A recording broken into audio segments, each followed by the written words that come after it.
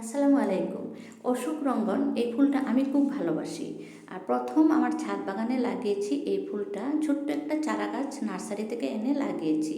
আর এই গাছটার প্রথম থেকে আমি কি কি খাদ্য কখন সেবন করেছি সমস্ত কিছু আমি আপনাদের জন্যই ভিডিওটা সেভ করে রেখেছি।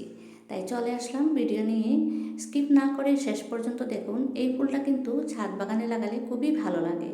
সাধারণত এটা দেখা যায় মানুষের বাড়িতে মাটিতে লাগিয়েছে আর অনেক বড় ঝাঁকড়া হয়ে যায় গাছটা, কিন্তু এত বড় ঝাঁকড়া হতে দেয়া যাবে না, যেহেতু আমি টবে লাগিয়েছি। আমি লাগানোর প্রায় 15 দিন পরে একটা খাদ্য নিয়ে এসেছি। এটা হচ্ছে চায়ের পাতা আর ডিমের খোসা। চায়ের পাতাতে রয়েছে নাইট্রোজেন আর ডিমের খোসাতে রয়েছে ক্যালসিয়াম। তাই নাইট্রোজেনের অভাব তো দূর করতেই হবে, গাছকে সবুজ করতে হবে। প্রথমে পাতাগুলো দেখুন বেশি সবুজ রঙের নয়, গাছটা অ্যাডজাস্ট করতে নতুন মাটিতে একটু প্রবলেম হচ্ছিল।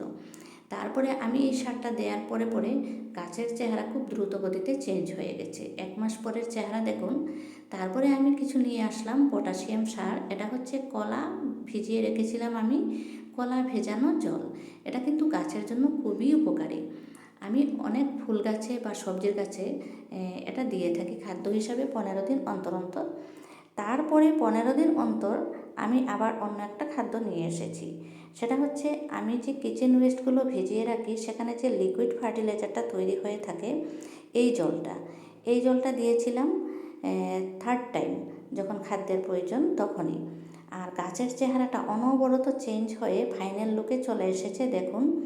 এত সুন্দর হয়েছে। আর আমি পিঞ্চিং করেছি, অনেকবার পিঞ্চিং করেছি। গাছটা কাটিং করাতে গাছের অনেক ডালপালা হয়েছে। আর যত ডালপালা হবে, এই যে দেখুন ফুল এসেছে, যত ডালপালা বাড়বে ততই ফুল বেশি হবে।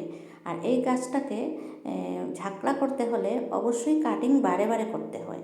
তাই আমি ফুলের আশা না করে এই সিজনে শুধু কাটিংই করেছিলাম। তাই আমি এই সিজনে ফুল পাই নাই। আগামী বছর অবশ্যই ফুলে ফুলে ভরে যাবে এই গাছটা, আর অবশ্যই আমি আপনাদের সাথে শেয়ারও করতে পারবো। এই ফুলটা যদি আপনারাও ভালোবাসেন, অশোক রঙ্গন, থোকা থোকা হয়ে হয় ফুলটা, খুবই বেশি পরিমাণে হয়, তাহলে একটা লাইক দিয়ে চ্যানেলটা সাবস্ক্রাইব করে দেবে।